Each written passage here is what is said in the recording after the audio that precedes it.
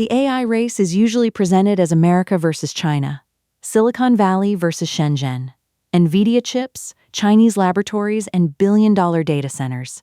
That version leaves out the company holding the manufacturing bottleneck. It is not American. It is not Chinese. It is Dutch. In a quiet town called Veldhoven, ASML builds the only production-scale EUV lithography systems available to the semiconductor industry.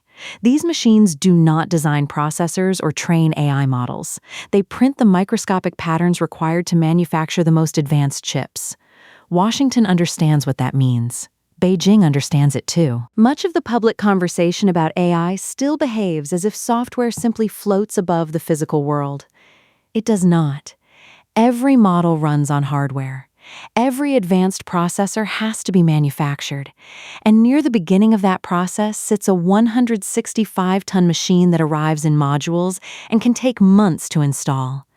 China cannot simply place an order for the most advanced version. The technology is surrounded by export licenses, security reviews, and negotiations between governments. So before we talk about who will win artificial intelligence, there is a more basic question. Who controls the machine that makes the race possible? ASML's current position looks inevitable only after the fact. The company began in 1984 as a joint venture between Philips and ASM International. Its early team worked from a leaking shed near Eindhoven. American and Japanese firms already dominated lithography, customers were scarce, and ASML consumed money faster than it earned it. The company came close to losing the support of its parents. A final investment from Philips kept it alive long enough to release the PAS 5500. That system finally persuaded major chip makers to pay attention. ASML then became very good at solving practical problems inside fabs. Its TWIN-SCAN platform measured one wafer while another was exposed. Immersion lithography placed purified water between the lens and wafer, allowing existing light to print smaller features. None of this was glamorous. It was patient industrial engineering. More precision, more wafers per hour, fewer defects. Then the industry reached a wall. Deep ultraviolet lithography could be pushed further, but every workaround added complexity. Smaller transistors required a much shorter wavelength. The proposed answer was extreme ultraviolet light, EUV. Competitors studied it. Many concluded that it would never become a reliable commercial product. That was a perfectly reasonable conclusion. It was also wrong. To understand why EUV looked impossible, start with the light itself. Its wavelength is 13.5 nanometers. Ordinary glass absorbs it. Air absorbs it. Conventional lenses are useless. The light must travel through a vacuum and bounce from mirror to mirror without losing the precision needed to print a chip. Creating enough EUV light requires tiny drops of molten tin. A laser pulse flattens each drop. Another pulse turns it into plasma. This happens tens of thousands of times every second. Because apparently building the world's most precise printing system was not difficult enough, ASML also had to create miniature explosions inside it. The mirrors come from Zeiss in Germany. Their engineered coatings contain more than 100 layers. Their surfaces are polished with accuracy measured below a nanometer. TRUMPF provides the industrial laser technology. ASML acquired the American company Cymer to strengthen control over the light source. ASML says it invested more than 6 billion euros in EUV research and development over 17 years. The project survived delays, weak light sources, reliability problems, and years of doubt from the industry. Eventually, the machine worked well enough for mass production. And by then, everyone else had left the race. Calling this an ASML monopoly is accurate, but incomplete. ASML is the system integrator. Around 5,000 partners and suppliers contribute components, materials, software, and specialized knowledge. Zeiss alone works with a network of more than 1,000 companies on semiconductor optics. A competitor cannot solve this by obtaining a set of drawings. The optics must match the light source. The light source must remain stable. The wafer stage must accelerate, stop, and correct its position with extraordinary accuracy. Sensors must detect errors. Software must compensate for them. Engineers must keep the entire machine operating inside a commercial factory. And it must do all of that quickly enough to make chips at a profit. That final requirement is where many impressive prototypes become irrelevant. Producing one result in a laboratory is science. Repeating it across thousands of wafers with predictable yield is an industry.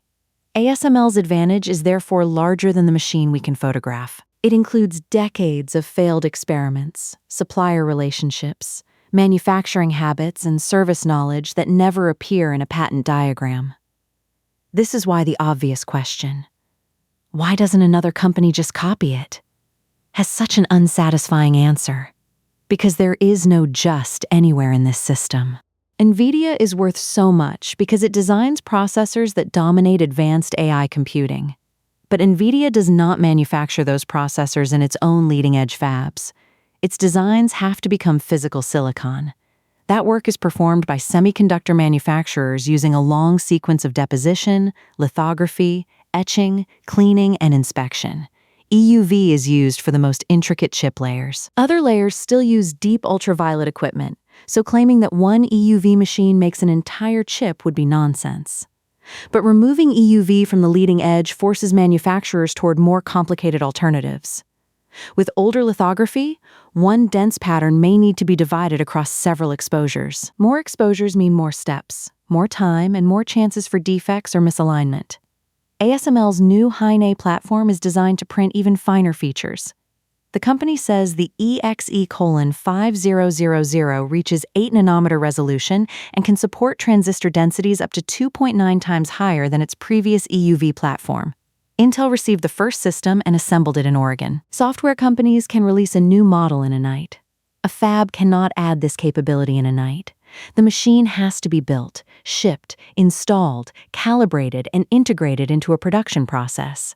The supposedly weightless AI economy rests on an extremely heavy industrial base. Once advanced chips became essential to weapons, intelligence systems, communications, and AI, the equipment used to manufacture them became a national security issue. The Netherlands introduced a license requirement for specified advanced semiconductor manufacturing equipment in September 2023.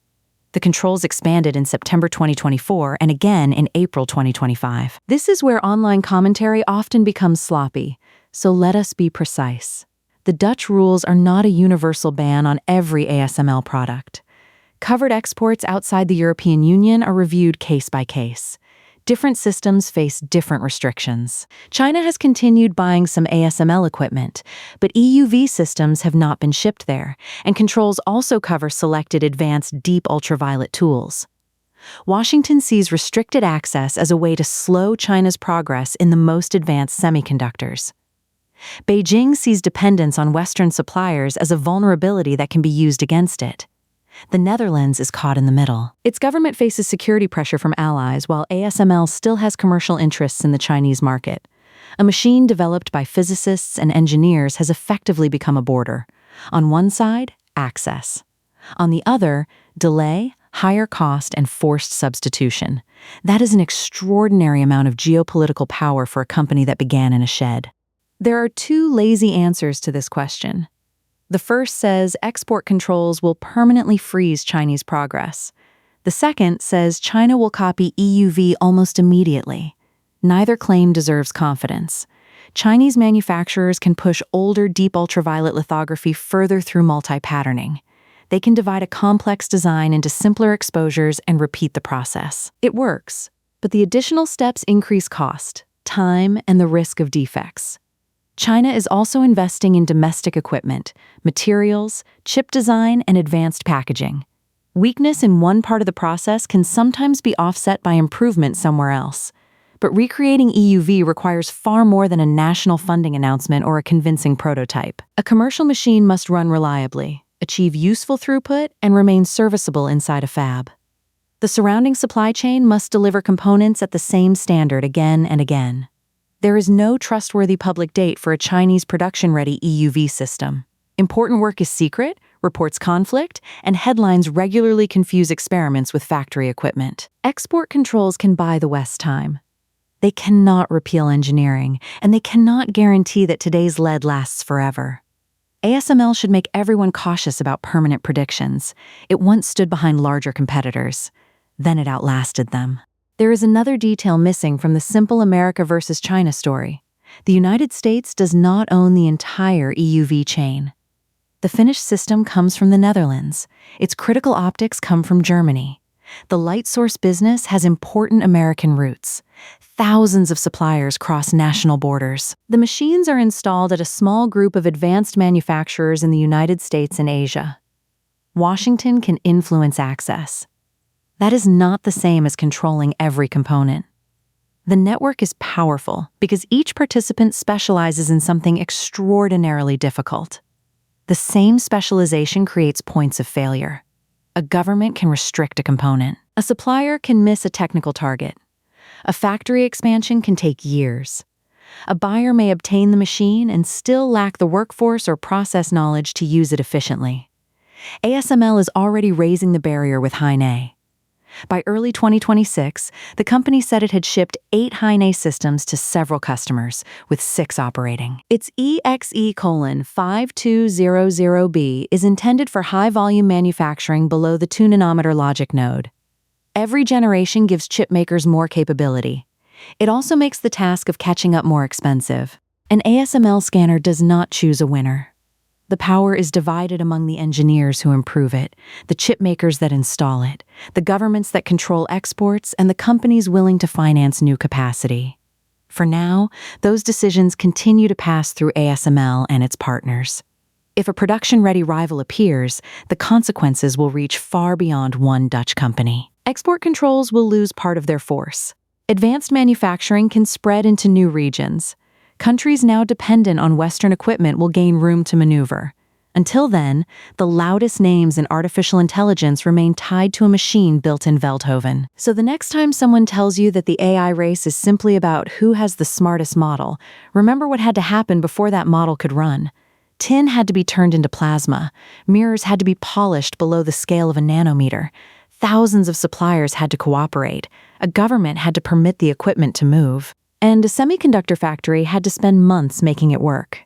Calling this a free market is generous. Access is licensed, capacity is scarce, and one company still sits at the gate. Subscribe to Black Box Atlas. We follow the hidden systems that decide what technology can actually become.